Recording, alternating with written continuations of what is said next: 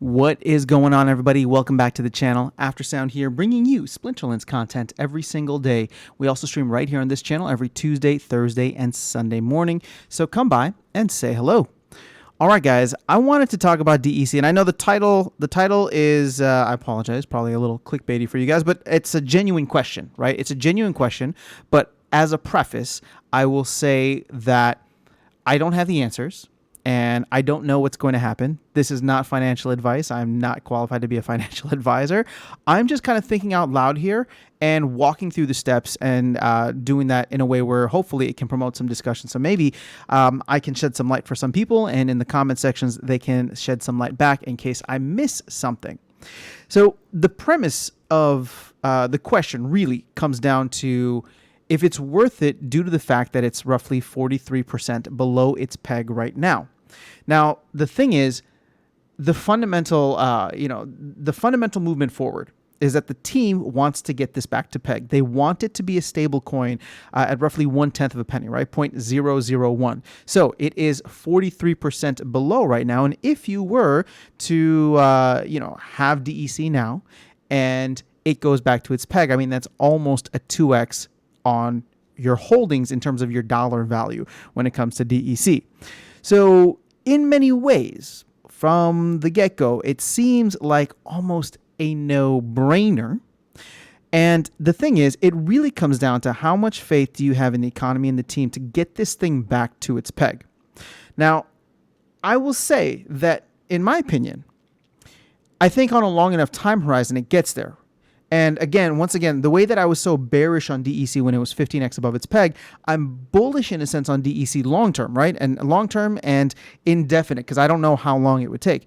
But once again, you're going to be fighting against the system. You're going to be fighting against, now there's not an algorithm, but the peg is going to be based on burning SPS in order to mint DEC whenever it goes above. And if they're not planning on minting any more DEC or printing any more DEC once the SPS ranked battle rewards go live, then that's just going to stop supply completely. And what it becomes then is a matter of how long do you think it will take for the economy, for the player base, and for the community to kind of eat through this DEC supply.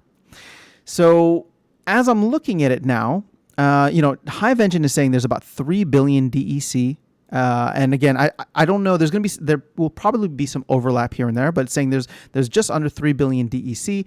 We can go to the pools on TribalDex. I have the top ones here. So Swap.Hive and DEC and SPS, and we see there's a billion here in DEC and SPS. There's about 300 million here. We'll just call it almost 400 million here. You have another 17 million here. And, just kind of trending downwards from that. I checked, what is that? PancakeSwap, but PancakeSwap only has an SPS liquidity pool. They do not have a DEC liquidity pool, surprisingly. So I don't know. There could be other pools elsewhere. I think I've heard things like Cub Finance, and I don't know how much is on there, and I didn't check because I'm not familiar with it, so I apologize. But the last place that I'm just going to share with you here is the Rich List. Now, the Rich List lists out the top 200 Hive accounts that have DEC, and it gives you a 6 billion DEC balance. Now, 1.9 billion of this is sitting in SL Hive. There's 2 TerraBlock accounts here, and SL Market, SL ETH. I mean, all of these kind of add up to roughly 2.5 billion. And again, I don't know if there's carryover or crossover between Hive Engine, the pools, and what's sitting here. I would assume that anything that's sitting here is going to be on its own, but I don't know, for example, if Hive Engine is counting what's in the TribalDex pools, just because there's overlap between those two. So there's a lot. There's billions of DEC tokens out there in the game currently. And so what do we have coming down the pipeline? Well, we have the end of the airdrop. That's coming next week, or in about 10 days, actually. So a week and a half from when I'm recording this. And that is going to be, that's going to be a big game changer, right? Because it's going to affect the tokenomics. I think it's going to affect the market dramatically as well. But DEC is going to lose its primary utility at that point in time. So moving forward, DEC would best be suited for buying packs at a discount. If you wanted to get $4 worth of value for roughly $2 and some change right now, you could do that by buying DEC and by buying DEC off the market and then converting that into packs. Now, the team, keep in mind, when we're doing that with DEC, the team is not burning that DEC. So it's not a burn mechanism for DEC. The only burn mechanisms I see right now are for potions and for guilds, which we don't need to get into now. But I mean. Well, actually, we'll get into guilds in a second, but those are the only burning mechanisms. So if people go through and start to buy DEC in mass and then give it to the team, it's just gonna circulate through, because what the team will do is they're holding DEC, and then what they do is give that DEC out for transactions within the market. So, for example, if somebody buys something with credits, then the seller, right, the buyer uses credits, the seller will receive it in DEC. And so the team is kind of adjusting it in that way, and it stays at the market price.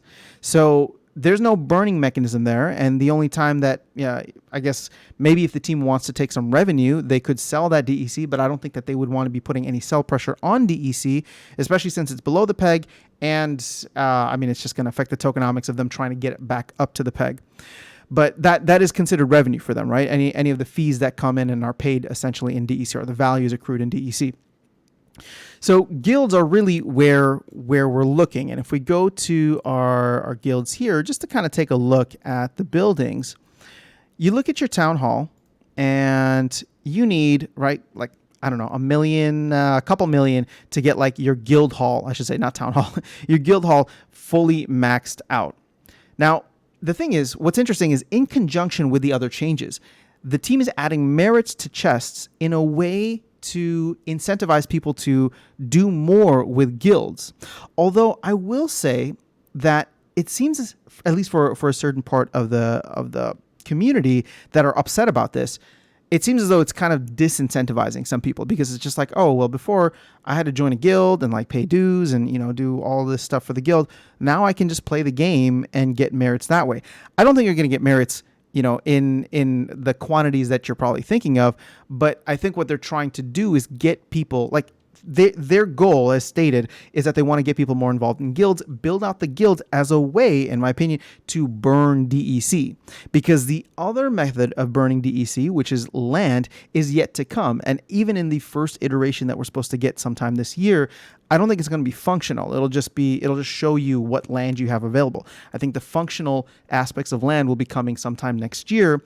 And so think about that, right? Like, if guilds aren't enough to burn the amount of DEC that we need, well, how long could it take to get DEC to stabilize out before we get to a point, right, where people are buying it off the market? And, and here's the thing, buying it off the market will raise the value of it, right? So I'm not trying to say that it won't go anywhere with people buying packs. If people are buying DEC off the market to buy packs, then we're great, because that's upward pressure that will bring the price of DEC back up. But if you get a lot of these top holders, I mean, the people who are holding, and let's just go down to like Lutium, right? And I'm not calling, this is not negative, I'm not calling anybody out, but like this account here, if this is an individual, is holding 26 million DEC. So if they decide to sell DEC, then the buyer, right, the buyer will be the one pushing the price up. But if they just go in and convert it, then what they're essentially doing is giving it to the team at value, and then the team's going to give that back out in value. So we're seeing like people with 26 million, 22 million. If we go down to the bottom of the DEC here, or sorry, the top 200 list, 1.7 million. So there are tens of millions, maybe even hundreds of millions of DEC tokens that are still in kind of just individual accounts. And this is just the top 200. Imagine, there's 150,000 active players. We think at least 50,000 of those are real players, or around 50,000 of those are real players who have DEC that they're storing in their accounts, right? And not just kind of filtering all back into one main account. So there's a lot of DEC that could potentially be out there that's just not accounted for. And whether or not people decide to buy packs is going to be a big factor of that. Whether or not people decide to join guilds is going to be a big factor in that. So taking this back to what the main focus of this was, is it a good idea to buy DEC? Well, it depends. If you're looking to buy packs, then maybe, yeah, it may not be a bad idea to buy packs, or to buy DEC at this point in time to buy packs, right? Because you're getting it at a discount already. Can it go lower? Absolutely. But then the question you need to ask yourself is, when the airdrop ends, are people going to be selling, or are they going to be redeeming? And if more people end up buying, that could bring up the price of DEC at that point, and therefore the packs get more expensive if you're buying them with DEC. And again, I'm not trying to create any FOMO here. I'm just saying that is a potential outcome. If people decide that they don't want to sell their DEC, right? If all these top accounts decide that they don't want to sell their DEC and continue holding it, or let's say the LP rewards come out in August and they don't want to take them out of LPs, then DEC just kind of stays stagnant. And whatever does get bought off the market starts to raise the price. But either way, I'm again, like I said, there's going to be no conclusion here because nobody really knows what's going to happen. I'm just trying to give a bunch of different scenarios. And so in a way, the way I look at this is, if I was going to buy DEC as a way to flip, right, to get it back to its peg and to kind of get a 2x on whatever value of DEC that I'm holding, then I really have to think through how long that would take. And again, it's not financial advice, but in my opinion, there's a ton of DEC out there, and we just don't know what people are going to be doing with it and how they'll be redeeming it and or buying/selling it. So if it just comes down to DEC sinks, I don't know that I'm as bullish on guilds. I mean, I'm super bullish on guilds and the future of guilds, but I don't know that I'm bullish on what the team is doing as a way to incentivize more guild participation. I think, separate from this conversation about DEC, I really think you should be getting into guilds, right? And I think one of the biggest incentives you have is what the team has talked about in the town halls recently, where they want to get SPS SPS rewards out for brawls. So if you're not in a guild yet, it might be a good idea to either get into one or start one. So there is your incentive for this potential burn mechanism if you want to be earning SPS in yet another area outside of just ranked battle rewards.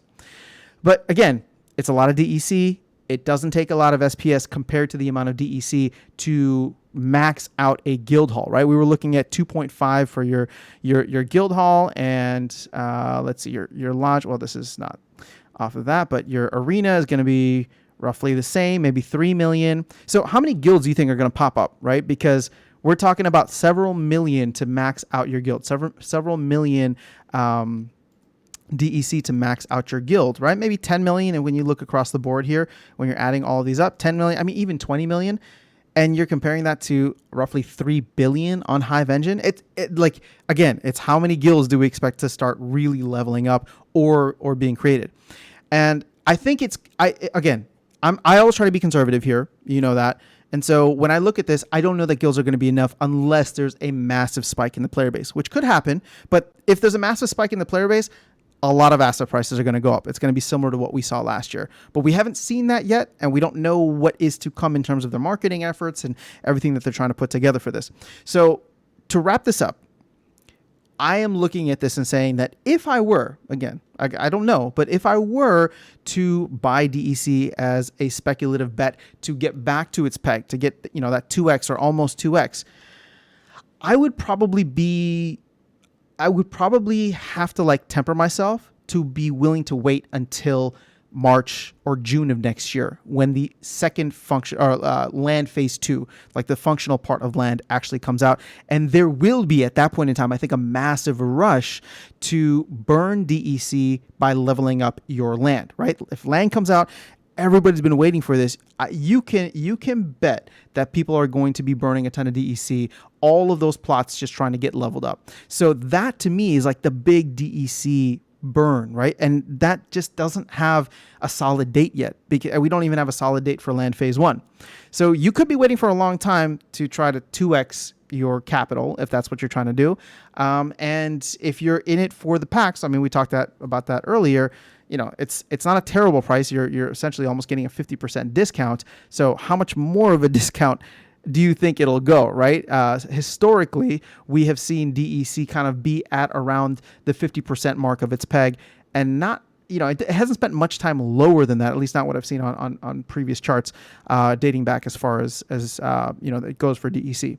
So that's kind of where I'm thinking through. And now I want to open it up to your comments and feedback, because I'm curious to know, how are you approaching DEC? Are you bullish? Are you bearish? How are you thinking through the several things that we're going to have coming up just in a couple of weeks here? Actually, let's extend this out to maybe September, right? Where you're going to have the end of the airdrop. You're going to have potential SPS rewards coming in. You're going to have SPS Brawl rewards potentially coming in, potentially SPS burning to mint DEC. How are you looking at this? How are you planning for it? And maybe if I missed something, or if I'm not looking at something the right way, please let me know, because I want to make sure that I don't have any blind spots that can be, any blind spots that I would have missed. So that's all I have for you guys in this video. Let me know your thoughts. Have an amazing rest of your day. I'll catch you all in the next one, and I will see you around the game. Take care.